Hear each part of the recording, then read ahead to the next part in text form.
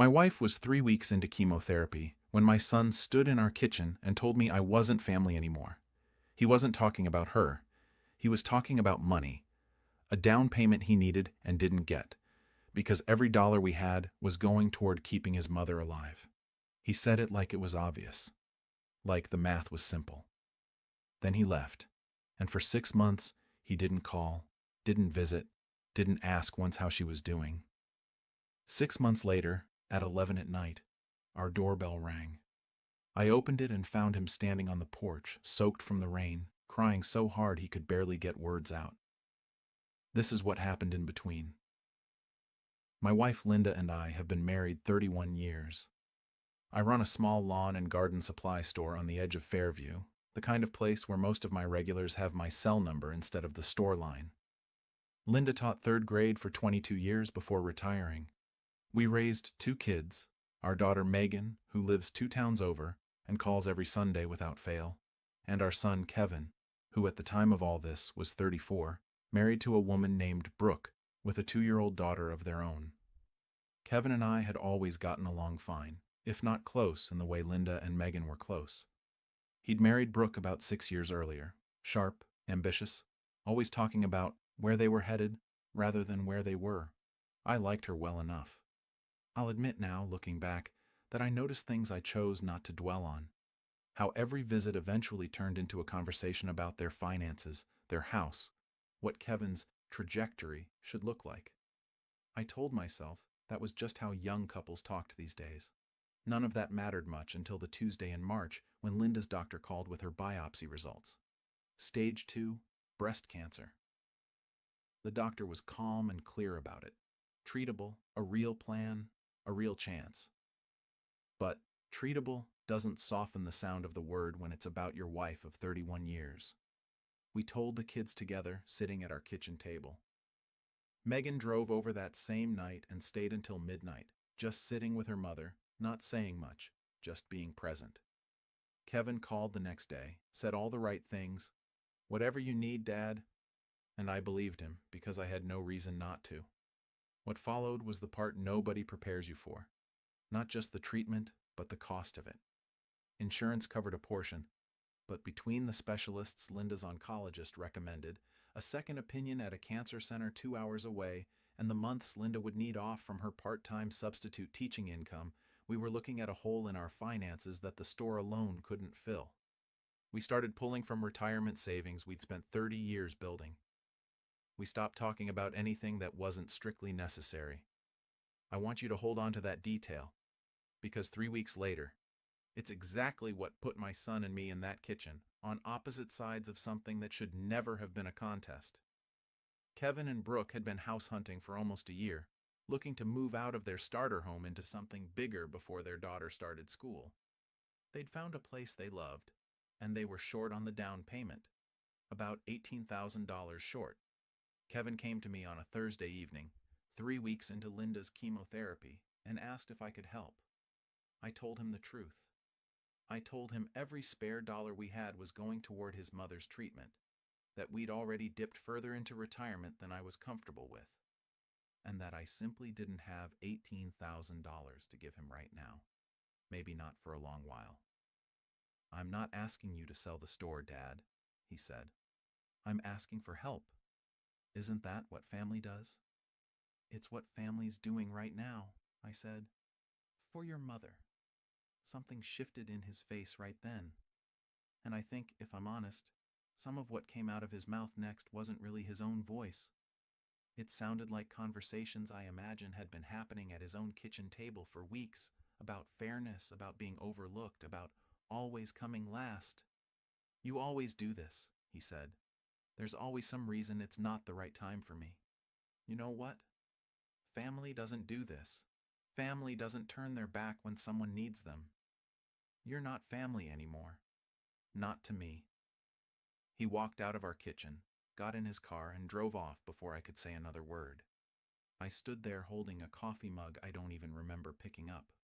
Linda, sitting in the next room with a scarf over her bare scalp, 3 weeks into chemo, had heard every word of it. I wish I could tell you that was a low point that resolved quickly. It wasn't. Kevin didn't call. He didn't text. When Linda's hardest round of chemo hit in June, the one that put her in the hospital for 4 days with complications the doctors hadn't expected, I called him myself, twice. Both times it went to voicemail. He never called back. What carried us through those months wasn't Kevin. It was Megan, who drove over 3 times a week without being asked. It was Linda's former students' parents, who organized a meal train through the church that fed us for 11 straight weeks. It was my regulars at the store, half of whom knew what we were going through and found quiet ways to help. An envelope left at the register, a customer who insisted on paying full price for something I'd normally have given away. Small-town people have a particular gift for showing up without making a show of it. Linda finished her last chemo infusion on a Tuesday in September. Megan was there. I was there.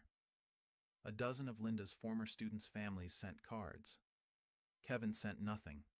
Not flowers, not a text, nothing. Linda never said his name out loud during those months if she could help it. I think it hurt her too much to say it, and not follow it with a question neither of us had an answer to. I won't pretend I wasn't angry. There were nights I sat in the store's back office long after closing, furious in a way I didn't know what to do with, replaying that kitchen conversation and finding new things to be hurt by every time. But mostly, underneath the anger, I was just tired. Grief and anger take up the same room in a person, and I didn't have much room left over that year for either. I didn't learn the rest of this until later, pieced together mostly from Megan, who'd stayed in occasional, careful contact with her brother, even during the estrangement. The house Kevin and Brooke had fought so hard to afford fell through anyway. A financing issue unrelated to us, the kind of thing that happens in real estate all the time. Around the same period, Brooke's pressure on Kevin about money, status, and where they were headed didn't ease up now that the crisis had passed. If anything, it intensified, and Kevin started noticing things about his marriage he said he'd been avoiding looking at directly for years. Then in August, their 2-year-old daughter spiked a fever of 104 in the middle of the night and had a febrile seizure in Kevin's arms on the way to the emergency room. She was fine within a day. These things are terrifying and, more often than people expect, resolve completely. But for the several hours before anyone could tell him that, Kevin sat in a hospital hallway not knowing whether his daughter was going to be okay. He told Megan later that somewhere in that hallway, it hit him all at once. This was what his mother's cancer diagnosis had done to Linda and me. For months, except we hadn't had the mercy of it resolving in a single night. He said Brooke never came to the hospital at all that night. She'd been at a work function and told him over the phone it sounded like it was being handled. He said that was the moment he understood, with total clarity, exactly what kind of voice had been in his ear for the past year, and exactly what it had cost him. It was raining hard the night the doorbell rang. 11 o'clock, mid-October, more than 6 months after that kitchen conversation. Linda was already asleep, her hair just starting to grow back in soft, short patches she'd finally stopped covering with the scarf. I opened the door and found Kevin standing there, soaked through. No umbrella. Car parked crooked in the driveway like he hadn't bothered parking it properly. He was crying before he even said anything. Not composed crying, the kind that comes out in broken pieces. "Dad," he said, I don't even know how to start. I didn't say anything for a moment. I want to be honest with you about that pause, because it wasn't cruelty. It was just that 6 months of silence doesn't undo itself the second someone appears on your porch, however sorry they look standing in the rain.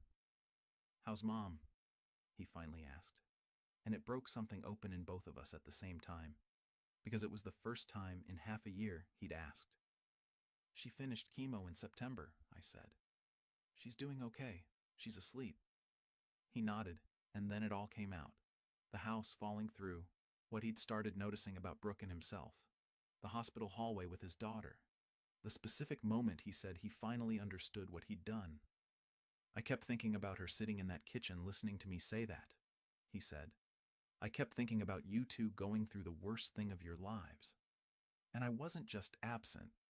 I was the reason it got worse." I let him say all of it. I didn't rush him, and I didn't let him off easy either. I brought him inside, made coffee, and we sat at that same kitchen table until nearly 1 in the morning. I told him plainly that his mother and I had needed him during the hardest months of our lives, and he hadn't been there, and that an apology, however real, doesn't erase that. It just gives us somewhere to start from instead of nowhere. He asked to see his mother. I told him she'd want to see him too, but that it would be her decision when not his.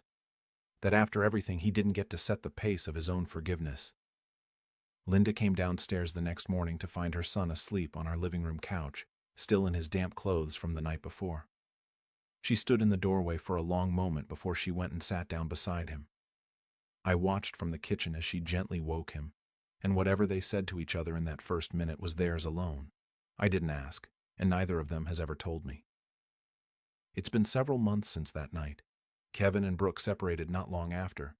He's since started family counseling on his own, something I never thought I'd see him choose to do. He drives over most Sundays now, sometimes with his daughter, and he's slowly rebuilding something with his mother that I think surprises him more than anyone. She's been more patient with him than I have, though I'm working on that too. I won't tell you everything's back to the way it was before. I don't think it should be.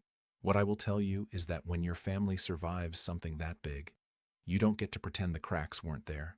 You just get to decide, together, whether you're willing to do the slower, harder work of actually repairing them, instead of just standing in the same room and calling that healed.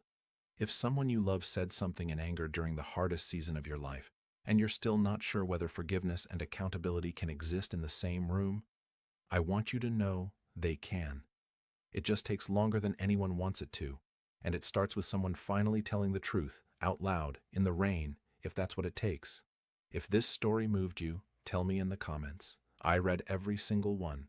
And if you want more real stories about families finding their way back to each other, subscribe, because healing, even the slow kind, is still worth telling.